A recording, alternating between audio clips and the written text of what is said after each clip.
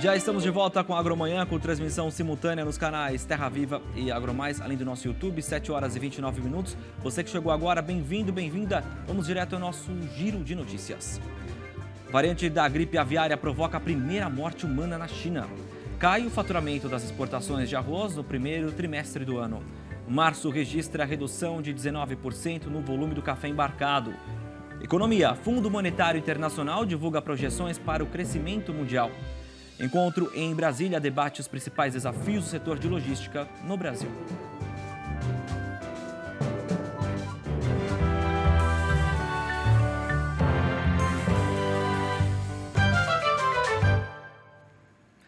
O Agromanhã abre este bloco fazendo uma viagem pela Oceania, um continente de paisagens exuberantes, mas onde tem muito agro. A gente desembarca na Nova Zelândia, uma ilha que tem diversas peculiaridades na produção que servem de inspiração para a produção brasileira também. E eu recebo aqui no estúdio o Henrique Campos, que é engenheiro agrônomo e consultor e pesquisador da Sabre Sabedoria Agrícola. Olá, Henrique, seja bem-vindo, bom dia. Obrigado, Pedro. Prazer recebê-lo aqui no estúdio, depois de uma viagem tão bacana como essa, né? Bom, cheguei ontem, a gente teve a oportunidade de conhecer esse país que é incrível e tem muitas similaridades com o agro e que nos ensina muito, né, sobre como a gente pode seguir daqui em diante. E o que motivou, Henrique, essa viagem à Nova Zelândia? Bom, primeiro que eu faço parte de uma rede de networking que chama Nuffield. Essa Nuffield ela é formada por diferentes pessoas vinculadas ao agro, são agricultores, pessoas como eu que sou pesquisador, consultores, até advogados vinculados nessa área. E a gente tem alguns sponsors que facilitam essa nossa viagem para diferentes países para a gente estar buscando informação, tecnologia para estar trazendo para o nosso país. Então foi uma viagem via Nuffield que a gente foi conhecer a agricultura presencialmente e conversar com esses agricultores, entendendo melhor o processo de produção. Bacana, é uma viagem longa, né? Você estava até falando que são aí 20 horas que vocês tiveram, né? Praticamente. Uma rota incrível, né? Para chegar até lá. Basicamente são quase 27 horas de voo. Lógico que tem escala, né? Mas é cansativa, mas vale a pena, né? Porque lá você visitou até uma fazenda de trigo, né? O que o Brasil também em breve faz lembrar que vai conquistar um passo importante, que é uma autossuficiência produtiva desse cereal. Com base no que você vivenciou lá, né? Qual o diferencial produtivo que a gente pode tomar como base neste momento que o Brasil está se caminhando para essa questão da autossuficiência na produção do trigo? Ótimo. A gente vê uma agricultura bem mais intensificada devido às áreas menores, né? A essa necessidade de produzir mais no menor espaço. A gente vê uma intensificação muito grande da fertilização e algumas questões. Será que a gente investe muito mais em fertilização, em produto fitossanitário, em tecnologia, mas às vezes chega num ponto que a gente estagna na produtividade? Então, serviu para a gente ver o quanto é importante a gente investir em tecnologias para ser cada vez mais produtivo. E um desafio muito grande, Pedro, que é pessoas, né, que a gente vê também no Brasil, mas essa nova geração, que aqui no Brasil eu vejo uma facilidade muito grande do filho do agricultor estar assumindo os negócios, dessa agricultura estar sempre caminhando com vitalidade, e lá a gente já vê isso um pouco diferente. O filho do agricultor, muitas vezes, ele não está querendo ir para aquela atividade. Nesses países eles estão buscando outras atividades, talvez culturalmente eles partem mais para essa parte de trabalhar em escritório, bolsa de valores, entre outros pontos. E existe então essa dificuldade na sucessão familiar. Isso a gente escutou direto de um produtor falando, olha, a nossa fazenda é produtiva, mas a gente tem receio das próximas gerações. E quando você fala da realidade do Brasil, existe um choque cultural para eles também? Muito. Aqui no Brasil a gente é muito competitivo. Lá eles têm todos os incentivos do governo, né? Uma facilidade muito grande. E aqui a gente é muito competitivo e isso até desperta o interesse deles de conhecer mais como que a gente consegue ser cada vez mais criativo e competitivo. E nessa questão da sucessão familiar também espanta, porque nós estamos vendo jovens cada vez mais inseridos na produção agrícola. Muito se dá pela questão da tecnologia que vem atraindo os filhos, os produtores, né? Mas como é que eles veem essa questão? Porque lá também tem muito uso de tecnologia, né? Sim, eu acho que é mais cultural, tá? Eu tenho visto, tanto na Nova Zelândia, mas a gente tem a oportunidade de viajar a outros países, culturalmente esses jovens, muitos deles não estão mais compactuando com aquela produção em larga escala, onde é utilizado o uso de agrotóxicos, né, os produtos fitossanitários. Então, muitos estão fugindo dessa realidade que hoje a manutenção da produtividade das culturas, como por exemplo o trigo, ela depende do uso de fertilizantes, ela depende do uso de produtos fitossanitários. E muitos, culturalmente, essa mudança de comportamento tem ido para o lado dos orgânicos. Então, uma realidade que para produção em larga escala não é compatível com o que a gente precisa. Então, talvez por isso existe também esse gap na sucessão familiar. Então, exatamente essa questão que você falou sobre esses produtos, muito se fala da aplicação dos produtos químicos, né? A taxa lá é alta, né, da aplicação desses produtos, né? Vamos tomar como base, vai, uma lavoura, vai, de blueberry, por exemplo, né, que foi que você visitou, né, de caso de mirtilo. Tem uma aplicação maior também, né? Como é que essa cultura também? Você falou que está para um pouco produto orgânico, né, que não Exato. utiliza produtos químicos na lavoura, mas mesmo assim existe uma aplicação alta lá, né?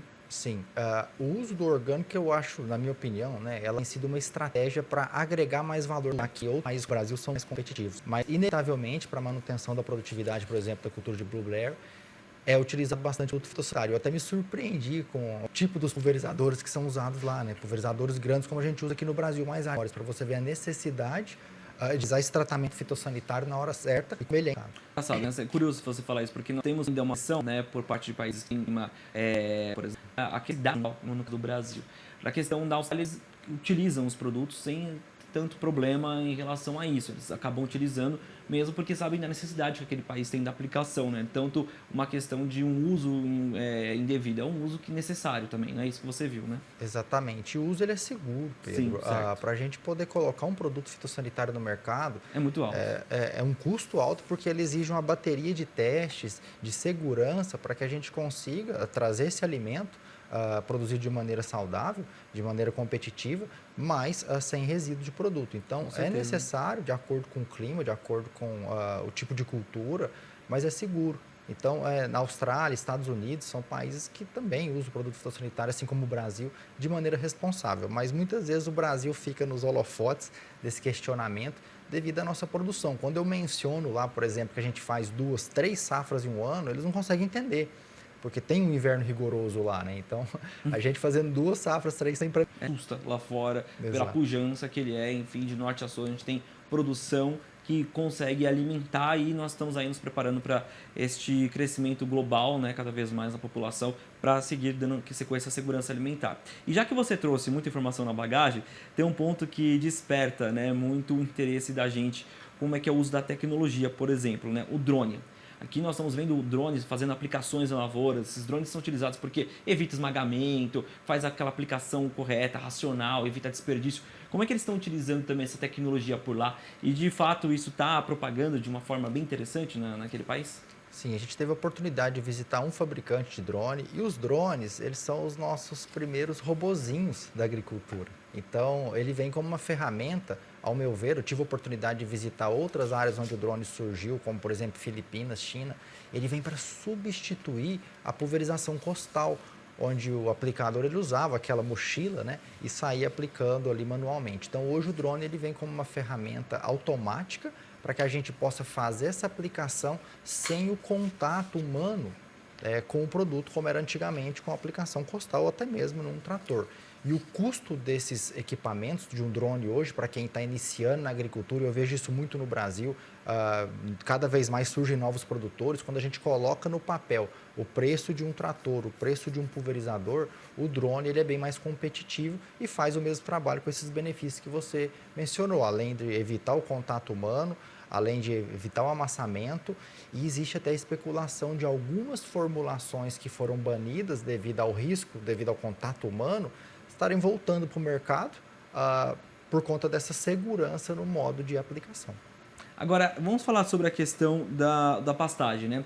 A gente tem falado muito sobre o produtor, que tem que ser o agricultor de pastagem, olhar para o pasto como se fosse olhar para uma lavoura, com as mesmas necessidades, as mesmas especificações, para conseguir ter uma produtividade correta, para aquela pastagem dar o resultado que ele espera. Na Nova Zelândia, existe esse manejo lá? Como é que você vê essa intensificação? Que é um país, né, frio, então existe uma questão um pouco maior em relação a isso, né? Exato. Os mesmos problemas que a gente encontra aqui, eles encontram lá, mas o que me surpreendeu e foi uma aula é com relação a essa intensificação da irrigação em pastagem. Perfeito. Então, essa intensificação da irrigação, essa produção de massa, né, para o gado, que o pecuarista ele tem que lembrar que ele é um agricultor, né, e a commodity dele é o capim, ele tem que produzir esse capim. Foi uma aula para a gente essa intensificação. E o que ficou bem interessante de entender que essa intensificação de irrigação, de fertilização, acaba ajudando no manejo de plantas daninhas. O Brasil, ele culturalmente, ele não tem usado muitos herbicidas na aplicação de pastagem. O pecuarista ele é um pouco mais restrito. Eu acho que a gente tem um número aí de a cada 10 fazendas, talvez apenas 2 usam herbicidas. Então, essa intensificação da irrigação, esse manejo adequado, acaba favorecendo que a cultura de interesse, né, a pastagem, ela se estabeleça primeiro e evita ali que as plantas daninhas interfiram negativamente. Agora, a gente sabendo que o nosso país, né, tem um desafio da pecuária brasileira, que é produzir mais em uma área cada vez menor. Sabendo que lá também tem essa questão, né, essa situação de ser uma área também pequena. Dá para trazer essa experiência, dessa limitação de área para o nosso país também? Não nível territorial, né? O Brasil tem um território muito grande, mas nossa pecuária passa por esse sentido também, de uma produção em uma área cada vez menor, mas elevando a qualidade, elevando a produtividade. Como é que dá para transferir, ou melhor, dá para fazer um comparativo e até mesmo usar de experiência para cá? Bom, o que ficou claro nessa viagem, né? A intensificação da fertilização na pastagem, a rotação nesse manejo, né? Para a gente poder ter o momento de entrada correto e principalmente a irrigação. Eu bato bastante nessa tecla da irrigação porque eu acredito que aí está um potencial muito grande para o nosso país, que a gente tem água abundante e a gente muitas vezes não usa. Eu vejo o exemplo dentro de casa, né? Lá em Minas, onde a gente tem uma pequena propriedade rural, onde há alguns anos a gente erra devido à seca, né? Imprevisível. Então, assim, a gente ter essa possibilidade de irrigação de pastagens, como eles fazem lá, e é uma oportunidade para quem tem interesse de conhecer o que eles fazem lá, é um ponto que a gente deve copiar deles para a gente poder melhorar aqui no país. Interessante. Agora, antes da gente encerrar, eu queria falar de um ponto que faz parte desse intercâmbio, né, que você fez lá, podemos dizer assim, que são as políticas de incentivo ao crédito de carbono.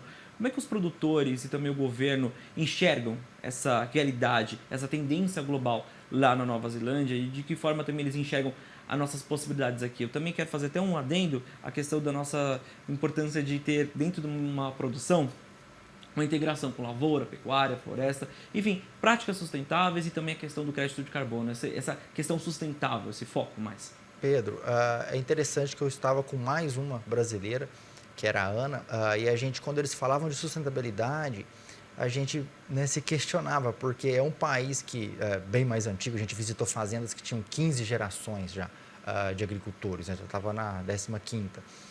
E quando eles falam de sustentabilidade, a gente aqui está muito na frente. É um país que, devido a esse início lá atrás, ele já desmatou tudo que tinha. Hoje ele tenta conservar, então essas políticas, né, de crédito de carbono, elas são bem favorecidas para o agricultor, ela está bem presente. E o que gera uma discussão, porque devido a essa necessidade de preservação, essas políticas têm incentivado os agricultores a terem, no caso o eucalipto, que eles já não têm mais mata nativa, a terem esse cultivo de eucalipto ali por mais de 30 anos num contrato com valores bem superiores ao que se paga no restante do mundo. E essas áreas que talvez poderiam estar sendo usadas para produção, por exemplo, de grãos, de carne, seja produção de leite, enfim. Então, a política de crédito de carbono está muito presente devido a essa necessidade de ser mais sustentável, mas a gente aqui no Brasil, acho que visito os Estados Unidos, visito a Europa, tive a oportunidade agora de estar na Austrália e também na Nova Zelândia. O que a gente preserva e essa pressão em cima do agricultor, de além de preservar ele, cuidar, não existe em lugar nenhum do mundo. Então, cada vez mais presente essa política, mas a gente está muito mais à frente do ponto de vista de conservação. Agora, só para resumir, como é que você falaria dessa sua experiência com base no que o Brasil ainda precisa caminhar, principalmente na questão da narrativa, daquilo que a gente precisa trabalhar para mostrar lá fora? O nosso Brasil está muito na frente, sucessão, na questão da produção sustentável, entre outros quesitos, nós podemos aqui elencar vários. Bom, Pedro, primeiro que eu quero mencionar, que, né, eu tenho o papel de vocês aqui nessa comunicação, que a agricultura, ela tem a tecnologia que está para o agricultor, mas muitas vezes o agricultor não está para a tecnologia. Então, essa informação, essa transferência de conhecimento ela é muito importante. E o segundo ponto é a partir de iniciativas como essa da Nuffield, é a partir de...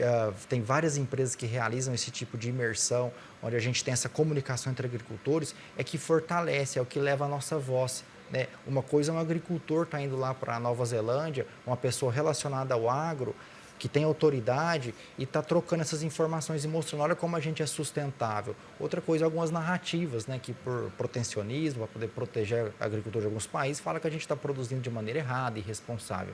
Então, a tecnologia é muito importante, o agricultor ele tem que estar aberto a conhecer, a investir, e também esse tipo de experiência onde a gente leva brasileiros para fora para estar mostrando o que a gente tem de melhor. Então, cada vez mais essa comunicação é importante. Perfeito. Henrique, muito obrigado pela sua participação.